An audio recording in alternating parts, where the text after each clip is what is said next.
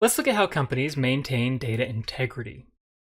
The goal with data integrity is to make sure that we have complete and valid data.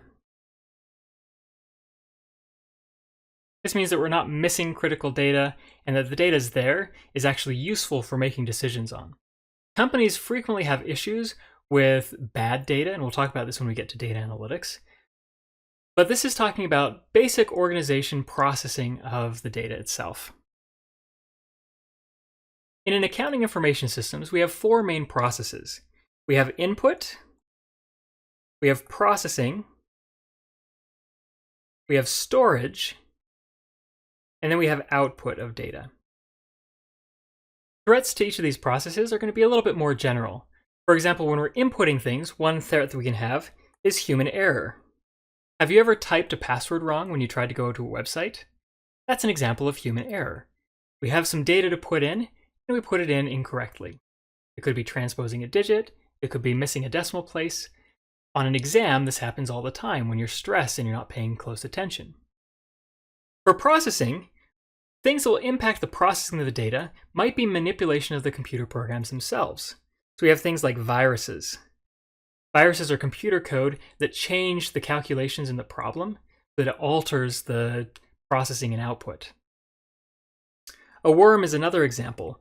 A worm is computer code that replicates itself and spreads it across a network. It doesn't necessarily change the program itself, but it slows down access and causes other havoc by filling up storage and making it less accessible. And then we have things like Trojan horses. These are related to the malware we talked about in the last video.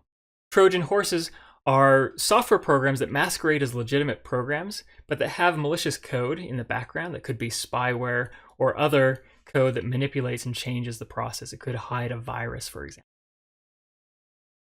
And then for all of these, for storage, processing, and output, manipulation of the data is a pretty serious threat. We don't want employees going in and changing data that might have a significant impact on the business. Likewise, we don't want attackers from outside coming in and changing this process.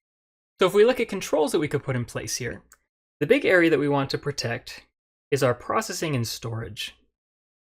So from the input side, that password that you tried to type in and got wrong, that is an example of an access control. So things like passwords. Without the correct password, you can't get into the system and change any of the storage or the processing and other things. To protect the output, we might encrypt data if it's not printed, or we may print a hard copy on a piece of paper or in a secure document so that we have a physical copy to back up the data that's in the system. For the systems themselves, we're going to put in things like antivirus and anti-malware software so that we prevent those threats from impacting our systems in the first place. We're also going to have good policies in place for project management and change management so that as certain steps are performed within the company, they're validated by managers or by other people who are going to approve the process to make sure that bad data or bad processes don't continue. Finally, within some of these different functions, if we don't want people changing records or having access to things, this is where that control of segregation of duties comes back into play. Because we restrict access to specific data. I don't want everybody to be able to create purchase orders or create payments. I only want specific roles to be able to create them. So the rest of them, we can let them view it, but not change it. And then across all of these, we have specific IT application controls. These are controls that are in place to protect the data as it's being entered, processed, and output from the system. I'm going to go through these pretty quickly. There's a description and some examples of these on the class website. So to protect our input, when you look at forms like websites and data entry forms, we're going to protect things by specifying controls for the individual fields. We may have a field check that will limit it to specific types of data, so only allowing numbers or letters. Think about a password. Passwords frequently require you to have capital letters and symbols and numbers. If you don't meet those criteria, it will not accept that password as a valid piece of data. We have a size check, which is only going to allow a certain number of letters in a field. For example, a telephone number should have 10 digits in the United States. We don't want people to enter in 11 digits or 9 digits because that would be invalid data. A range check is going to look for acceptable values between a certain range of numbers. So frequently dates, if I'm putting in journal transactions, I want to make sure that they take place between January 1st and December 31st. I don't want people going in and altering records after the fact or changing the dates to outside of the reporting period. A validity check.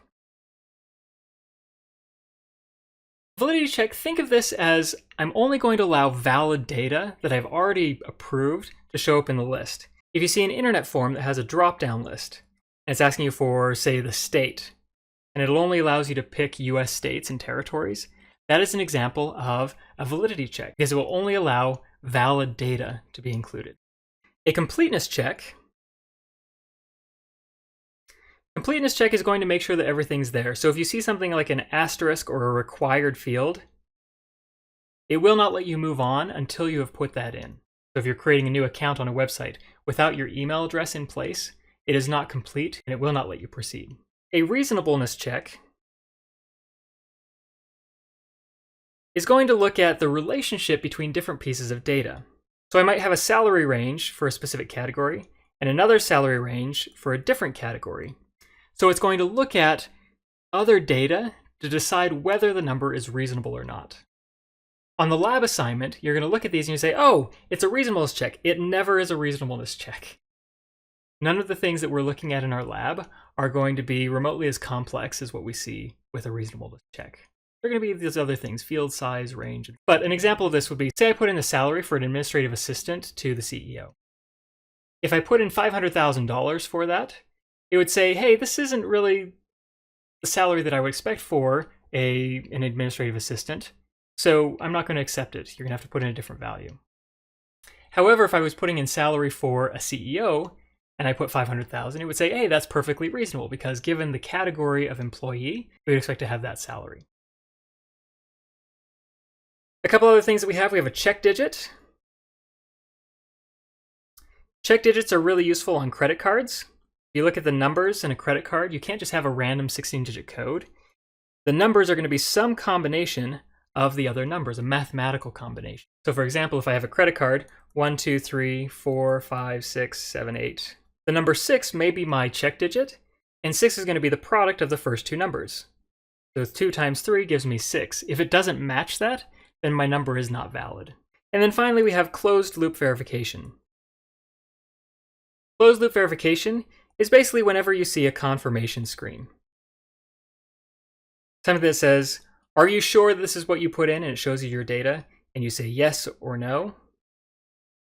That is one check to double check and make sure that you have all the data correct before you submit it and process it. It's a lot easier to have you verify it now and change it than to go back after the fact, after it's been processed, recalling that check and doing all of the changes to fix it. So we have a lot of input controls, and most of what we're looking at this week in our lab is focused on these input controls. For our processing controls, I'm just going to go through these quickly. We can pre-number documents. So for example, checks, I want to have a number on the check so that I can quickly identify which checks are missing. I have sequence checks. Again, looking at that check, so making sure that all the checks are recorded. I can look 101, 102, 103, 105, and identify if 104 is missing or if there's a duplicate. I'm going to put timestamps in my data so that I can track when different transactions occurred and make sure that they were in reasonable hours. They weren't after hours on a weekend or a holiday. We can look at batch totals. Batch totals will make sure that everything is accounted for in a specific batch. So if I have multiple products that I'm producing, the batch will be the sum of all of those parts that were used or allocated. Cross-footing. Cross-footing is where I reference numbers and create an audit trail. So a check will have a number, and that number will also appear on the register showing the amount that was paid at a certain point in time. So cross-footing links those together. And I also have concurrent updates. Concurrent updates are important because if I'm using multiple copies of a computer system or if I have it spread out, I want to make sure that all of the copies of the computer reflect the same data. So when I record something, I want it to record across all of my general ledger transactions and not just in one place. And then finally, our output controls, we have application controls where we are either going to encrypt the data. So if we have a PDF file, we're going to password protect it, or we are going to print it so that we have a physical hard copy that we can work off of. So these are some ways that we can identify data integrity. We'll cover these in this week's lab. In the meantime, think about some examples. When would you want to use some of these processing controls? When would you want to use some of these input controls? Once you have an answer, let's move on to the next video.